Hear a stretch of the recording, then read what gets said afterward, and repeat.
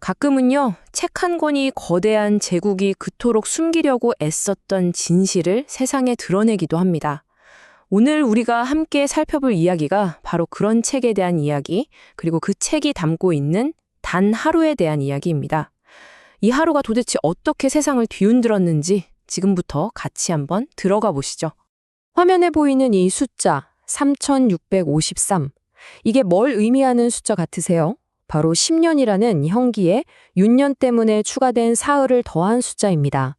한 사람이 자유를 빼앗긴 채 보내야 했던 정말 아득하고 절망적인 시간의 총합인 거죠. 그런데 놀랍게도 알렉산드르 솔제니친의 이 위대한 소설은요, 그 끔찍했던 3653일 전체가 아니라 그 중에서도 정말 지극히 평범했던 어느 단 하루에만 집중을 합니다. 아니, 왜 하필 하루일까요? 바로 그 하루 안에 모든 진실이 담겨 있기 때문입니다. 자, 첫 번째 파트에서는요, 이 소설의 주인공, 이반 데니소비치 슈포브를 만나볼 겁니다. 그의 하루, 아주 평범해 보이지만 사실은 전혀 평범하지 않았던 그 하루를 함께 따라가 보겠습니다. 주인공 슈오프는요, 뭐 대단한 영웅이나 사상가가 아니에요. 그저 평범한 농부였고 또 군인이었죠. 그런데 바로 이 평범함이야말로 이 소설이 가진 가장 강력한 힘이거든요.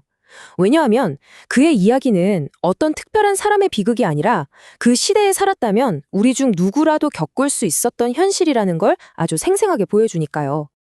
자, 이 슬라이드를 한번 보세요. 정말 흥미로운 지점인데요. 슈호프가 하루를 돌아보면서 거의 행복했다고 느끼는 이유들입니다. 벌 안 받았죠. 멀건죽 한 그릇 더 먹었죠. 작은 쇠붙이 하나 몰래 들여왔죠.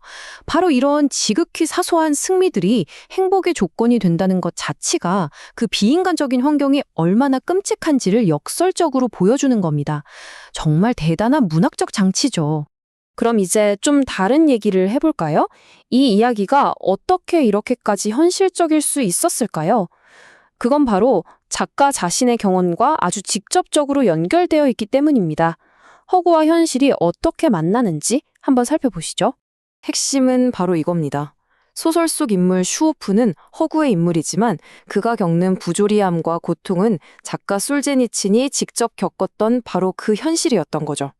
슈오프가 스파이라는 터무니없는 누명을 쓴 것처럼 솔제니친 역시 친구에게 보낸 편지에서 스탈린을 좀 비판했다는 이유만으로 체포돼서 8년 동안이나 수용소 생활을 해야 했거든요. 그러니까 이 소설은 허구를 빌려서 더 강력한 진실을 이야기하고 있는 겁니다. 그의 삶을 한번 보세요. 이건 뭐 한 편의 영화나 다름없습니다. 군 장교였다가 하루아침에 수감자가 되고 그곳에서의 경험을 바탕으로 쓴 글로 노벨상 작가가 되었다가 결국엔 조국에서 쫓겨난 망명객 신세가 되죠. 그리고 20년 만에 고국 땅을 다시 밟기까지. 이 파란만장한 여정 전체가 바로 거대한 체제에 맞선 한 작가의 끈질긴 문학적 투쟁 그 자체였습니다. 자, 그렇다면 이 소설이 세상에 딱 나왔을 때 과연 어떤 일이 벌어졌을까요? 이건 그냥 책 한 권이 출간된 게 아니었어요. 그야말로 하나의 사건이었습니다. 1962년 이 책의 발표는 말 그대로 문학계에 떨어진 폭탄이었습니다. 왜냐하면 당시 소련 사회에서 스탈린 시대 강제 수용소의 실상을 이야기한다는 건 상상조차 할 수 없는 절대적인 금기였거든요. 솔제니친은 모두가 두려워하면서 애써 외면했던 그 판도라의 상자를 정면으로 열어젖힌 겁니다. 이 도표를 보시면 그 파급력이 한눈에 들어오죠. 이 소설은 출간되자마자 문학의 경계를 훌쩍 뛰어넘었습니다.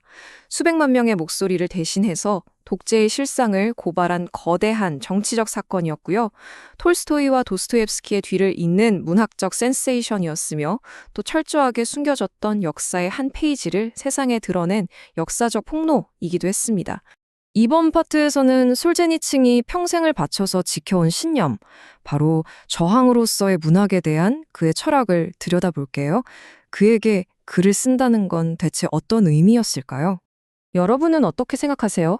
진실을 말하는 것 자체가 목숨을 위협하는 범죄가 되는 사회에서 한 개인이 도대체 무엇으로 싸울 수 있을까요? 솔제니친은 그 답을 바로 이야기의 힘, 예술의 힘에서 찾았습니다. 바로 이 문장. 이게 솔제니친의 삶과 문학 전체를 꿰뚫는 핵심입니다. 그러니까 작가는 권력에 감추고 왜곡하려는 진실을 기록하고 증언하잖아요. 그럼으로써 공식적인 정부와는 다른 일종의 제2의 정부 역할을 한다는 거죠. 그렇기 때문에 진실을 말하는 위대한 작가를 사랑하는 정권은 역사상 존재할 수 없었다. 이런 얘기입니다. 자, 이제 마무리를 해볼 시간인데요. 한 남자의 단 하루를 그저 담담하게 그려낸 이 얇은 책 한 권이 왜 오늘날까지도 우리에게 이렇게 묵직한 울림을 주는지 한번 정리해 보겠습니다. 이 소설이 정말 위대한 이유는 바로 이런 여러 겹의 의미에 있습니다. 겉으로 보기엔 그냥 한 수감자의 고된 하루를 따라가는 것 같지만 그 뒤에는 소리 없이 사라져간 수백만 명의 삶이 담겨 있는 거죠. 또 슈오프가 살아남기 위해 벌이는 그 사소한 몸부림들은 극한의 상황에서도 결코 꺼지지 않는 인간 존엄성의 증거가 되고요. 그리고 작가의 지극히 건조하고 사실적인 문체는 그 어떤 격렬한 비판보다 훨씬 더 강력하고 날카로운 정치적 저항의 목소리를 내는 겁니다. 결국 이 소설은 우리에게 이 거대한 질문을 던지는 것 같습니다. 진솔하게 기록된 한 인간의 하루가 어떻게 그 철옹성 같던 제국의 균열을 내고 전 세계의 양심을 흔들 수 있었을까요? 그 힘은 대체 어디서 나오는 걸까요? 어쩌면 이 질문에 대한 답을 우리 각자의 자리에서 한번 고민해 보는 것, 그것이야말로 솔제니친이 우리에게 남긴 가장 중요한 유산이 아닐까 싶습니다.